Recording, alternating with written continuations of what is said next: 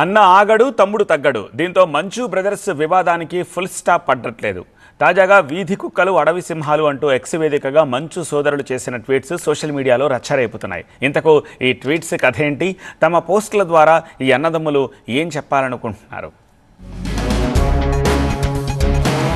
పోటాపోటీగా మంచు బ్రదర్స్ చేసిన ట్వీట్స్ తెలుగు స్టేట్స్ లో మరోసారి హాట్ టాపిక్ గా మారాయి. తాను నటించిన రౌడీ మూవీలోని ఒక డైలాగ్ ఆడియోని ఎక్స్ లో పోస్ట్ చేసిన మంచు విష్ణు తన ఫేవరెట్ డైలాగ్స్ లో ఇదొకటన్నారు. సింహం అవ్వాలని ప్రతి కుక్కకి ఉంటుంది, కానీ వీధిలో మొరగటానికి అడవిలో గర్జించడానికి ఉన్న తేడా కనీసం వచ్చే జన్మలోనైనా తెలుసుకుంటావన్న ఆశ అనే డైలాగ్ ని మంచు విష్ణు పోస్ట్ చేశారు. విష్ణు పోస్ట్ చేసిన గంటలోనే దానికి కౌంటర్ అన్నట్లుగా ఎక్స్ లో పోస్ట్ పెట్టారు ఆయన సోదరుడు మంచు మనోజ్. కృష్ణంరాజు నటించిన తాండ్ర పాపారాయుడు, భక్త కన్నప్ప, బొబ్బిలి బ్రహ్మన్న పోస్టర్స్ ని షేర్ చేస్తూ మనోజ్ ట్వీట్ చేశారు.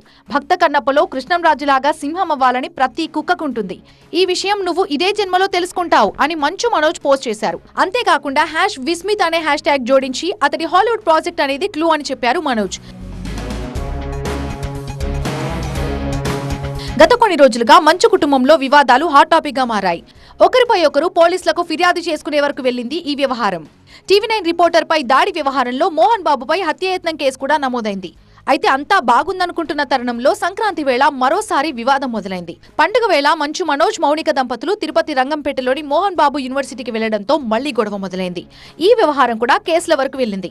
ఈ గొడవల నేపథ్యంలో మంచు బ్రదర్స్ ట్వీట్స్ మరోసారి వైరల్ గా మారాయి. వీటిపై అభిమానులు, నెటిజన్లు తమదైన శైలిలో స్పందిస్తున్నారు.